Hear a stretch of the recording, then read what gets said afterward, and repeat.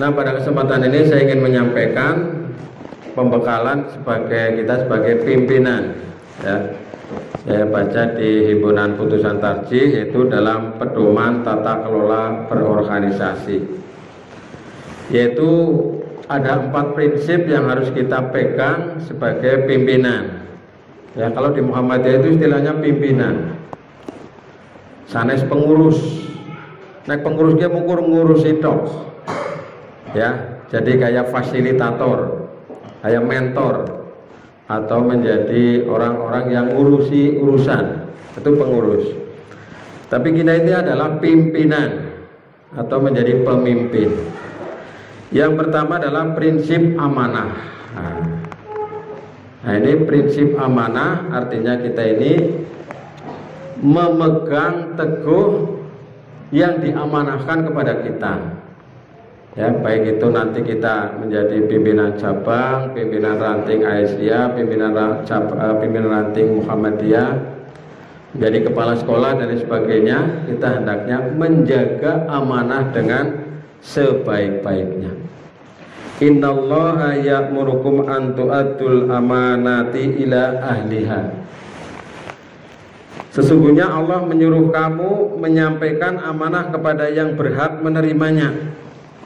Jadi kita ini punya kewajiban untuk menjalankan amanah dengan sebaik-baiknya. Tadi dalam surat An-Nisa ayat 58. Maka amanah yang nanti diberikan kepada Bapak Ibu ini harus dilaksanakan dengan sebaik-baiknya. Amanah jangan dicari, tapi kalau datang jangan lari. Nah, jadi jabatan di Muhammadiyah itu kita tidak usah mencari-cari, tapi kalau datang jangan lari, aja melayu. Contohnya kuliah ini gini, contoh sing gitu. Saya itu sebenarnya pengen dari awal itu ya cukup di belakang jadi supporter, jadi motivator begitu ya. Saya yang jadi pimpinan yang muda-muda saja gitu. Ini malah dipepek-pepek nasi, tadi malah tibanya tenggulan nih. Termasuk niki kita ngajak bulan niki bagi Mas Bur, Mas Udin dan kanca-kancane niki. Nah, akhirnya ya karena itu sudah menjadi keputusan, ya saya usahakan laksanakan dengan sebaik-baiknya sebisa saya. Demikian pula nanti Bapak Ibu juga akan mungkin menjumpai yang seperti itu. Maka inilah kewajiban kita. Maka diantara sifat wajib Rasul itu adalah amanah. Jadi ini yang menjadi ciri khas di Muhammadiyah. Kalau ingin berlatih ikhlas ya di Muhammadiyah ini. Muhammadiyah itu jangan mengharap dipuji, jangan mengharap disanjung-sanjung, tapi kita hanya mengharap pujian dan disanjung di alam dening Allah Subhanahu wa ta'ala. Kita membuat sekolah, nanti kita tidak ikut menikmati. Kita membuat apa amal usaha, nanti yang menjadi pemiliknya siapa? Muhammadiyah. Kecuali kita punya yayasan perorangan, saya misalnya. Nah, yang menikmati kan yayasannya itu keluarga misalnya. Tapi kalau kita di Muhammadiyah ini belajar ikhlas, yaitu kita berusaha melaksanakan dengan sebaik-baiknya. Kemudian yang kedua adalah prinsip tanggung jawab. Hidup ini kalau kita tidak ada pertanggungjawaban, jadi ya uripe sekarang dewek ya, tapi karena ada pertanggungjawaban itu yang menyebabkan kita ini hidupnya harus hati-hati. Jadi kita bertanggung jawab dalam melaksanakan amanah itu. Ya, nanti merencanakan ranting Salebu ini akan membuat apa misalnya, nanti coba dipertimbangkan. Misal akan membuat rumah sakit umum PKU Muhammadiyah Salebu. Ngesuk saya pengerti nang pinggir gili ana sing wakaf sebau ayo. Pesene sing wakaf niku tolong kenggo gawe rumah sakit. Jenengan arep nampani apa nolak kira-kira? Tampani bae. Ya untuk apa yang mari Gusti Allah nggih. Ini harus dilaksanakan dengan penuh tanggung jawab. siap-siap baik ya. Karena kalau sudah dipercaya itu kan diberi tanggung jawab yang banyak. Bahkan kadang-kadang kita di Muhammadiyah itu sering, mohon maaf, menolak wakaf. Karena apa? Karena berat. Ini pengalaman kami itu ya, misalnya diberi wakaf tanah gunung, wah yuk. Saya kesana dengan teman-teman berempat, munggahe kayak ngos-ngosan kula badhe semaput. Mampir nang warung ngobrol-ngobrol kali si wakaf, nyuwun sewu Pak, niki diberitaken mawon niku. Ngomong kadang-kadang bunga apa ya. Jadi ini menjadi sesuatu yang pemikiran bagi kita. Selang berapa lama kemudian nggawa petukan niku wis wis pokoke pasrah. Bodoh-bodoh akan mau apa nang Muhammadiyah.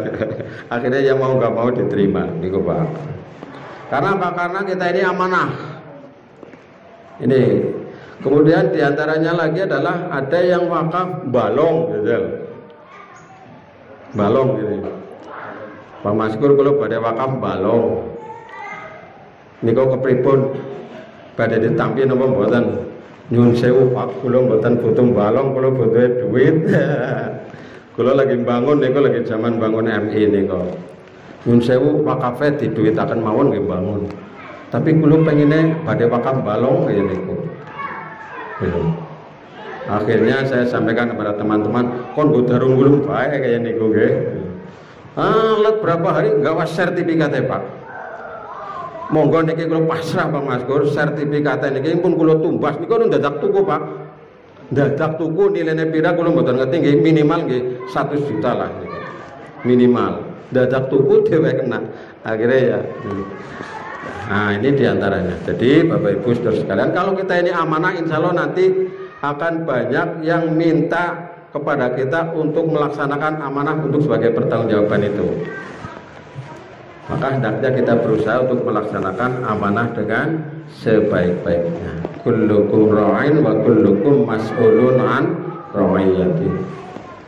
Setiap kamu adalah pemimpin dan pemimpin akan dimintai pertanggungjawaban.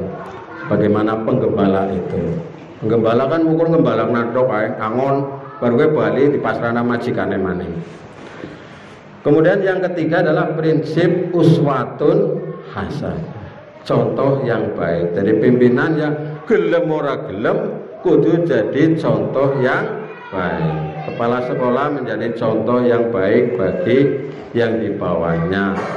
Ketua Aisyah jadi contoh yang baik bagi Ketua Muhammadiyah juga berusaha. Ya berusaha. Wong contoh yang baik kan sebenarnya hakikatnya hanya Rasulullah Shallallahu Alaihi Wasallam. Laqad kana lakum fi Rasulillahi uswatun hasanah. Ayat ini sing ayat sing terkenal banget nang bulan Mulud ya, bulan Rabiul Awal. Iki hari terakhir kalau nggak salah, tanggal 30 Mulud siki.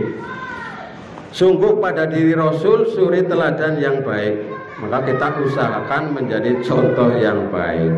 Baik dalam tutur katanya, baik dalam ya sikap di masyarakat dan lain sebagainya, di dalam keluarga dan seterusnya. Ya berusaha. Kita sebagai manusia tidak lepas dari salah dan dosa, tapi kita berusaha untuk memaksimalkan kebaikan dan meminimalisasikan keburukan yang ada di dalam diri kita. Contoh yang utama hanya Rasulullah Shallallahu Alaihi Wasallam. Ya, yang keempat ini yang terakhir. Jadi pimpinan di semua tingkatnya di Muhammadiyah itu harus visioner. Jadi bisa menatap langit yang jauh di sana, gitu. Jadi nanti tidak hanya sekedar itu kan. Ini Pak Udin ini dari kepala SMK Muhammadiyah Majalengka punya visi sana. Jenengan yang geleng SMK mbok ora sumbut karo wonge jane kepalane wonge cilik ya wong desa. Tapi dia punya visi yang bagus, didukung oleh teman-temannya. Sehingga sekolahnya menjadi maju. Muhammadiyah itu maju karena pimpinannya itu punya visi menatap masa depan. Jadi ada nyelinguk aja maring buri baen. Duduknya maring ana baen. Miliku kemarin buring kok resikone nang kono bae ajeg stagnan utawa nek melaku dan sedikit bisa kepaduk kejungkelan. Maka kita harus melihat masa depan. Apalagi sekarang era teknologi. Nah, ini berpacu bersaing. Pengajian ibu-ibu yang sudah jalan ya tetap. Pengajian bapak-bapak nanti kalau bisa jalan. Ya. Nah, ini variasi misalnya kita pengajiannya itu dalam bentuk misalnya pengajian anak-anak muda kita bagaimana, remaja putri kita bagaimana. Pengajian ibu-ibu ora gumun nang dindian akeh. Sing angel kuwi pengajian remaja, misalnya. Ini kita kan perlu ada visi ke sana. Maka nanti kalau bisa salbu ini walaupun kecil, walaupun mungkin dianggap sedikit menurut panjenengan, ini bisa menjadi pemenang, bisa menjadi juara. Karena saya sering menyampaikan di mana-mana rumus menang kue ora kudu akeh, Mas. Akeh malah kadang-kadang malah jadi pirang-pirang pendapat kemerebut, tapi next titik kan bres ya. Kalau sekarang saya bahasanya sat-set. Jadi orang kiangget, sat-set gitu. Iya. Kalau dulu bras-bras ketone mandan kasar kula niku nggih. Siki satset. Mas Latif satset. Siki nang kene, engko jijik nang kana, jijik nang kana, jijik nang kana iku. Ih, jijik wis bali maning. Nah, satset gitu ya. Jadi kita ini harus memiliki visi ke depan. Nah, pemenang itu siapa yang akan menang? Yaitu orang yang sungguh-sungguh, orang yang serius. Zamannya Nabi Dawud, dulu pasukannya Nabi Dawud yang berperang itu hanya sedikit tapi bisa mengalahkan yang banyak. Kam min fi'atin qalilatin ghalabat fi'atan katsiratan biiznillah. Betapa banyak kelompok yang sedikit bisa mengalahkan yang banyak atas izin Allah. Maka rasa cilik ngati sedidik keren gagah kompak. Sing luput kini wis sedidik ora kompak.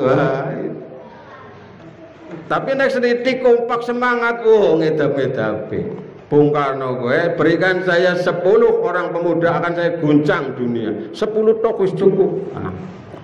Nah, kita ini yang mungkin sedikit nanti bisa menjadi yang terbaik kalau kita sungguh-sungguh dan kita berharap memohon izin dari Allah Subhanahu wa ta'ala. Nang Indonesia sing nguasai ekonomi apa mayoritas? Siapa sing nguasai perekonomian? Mata sipit nggih. Nah. Menguasai politik siapa? Menguasai di bidang-bidang yang lain. Sekarang kita ini, maka kita ini jangan berkecil hati, oke, Bapak Ibu. Yang penting kita bersungguh-sungguh. Maka saya sangat berharap nanti ke depan salbu ini menjadi salah satu ranting yang unggul, ya, ranting yang hebat, ranting yang luar biasa. Setitik tapi kompak, setitik tapi semangat. Ya, aja nanti kewalik, wis pati-pati setitik, pating selaeng, misalnya. Nah, ini jangan sampai. Jadi kita sangat berharap ini menjadi nanti dalam bahasa Quran itu adalah seperti bangunan yang kokoh dalam surat As-Saff itu. Kita ini menjadi sedikit, kalau kita kompak, bismillahirrahmanirrahim, kita insya Allah akan memperoleh kemenangan. Kemudian yang terakhir, saya berharap hari ini kita ada pimpinan ranting Muhammadiyah, pimpinan ranting Aisyah yang kedepannya bisa lebih bersemangat lagi, bisa menjadi salah satu media bagi kita untuk mewujudkan masyarakat Islam yang sebenar-benarnya. Demikian kurang lebihnya mohon maaf. Bila taufik wal hidayah. Assalamualaikum warahmatullahi wabarakatuh.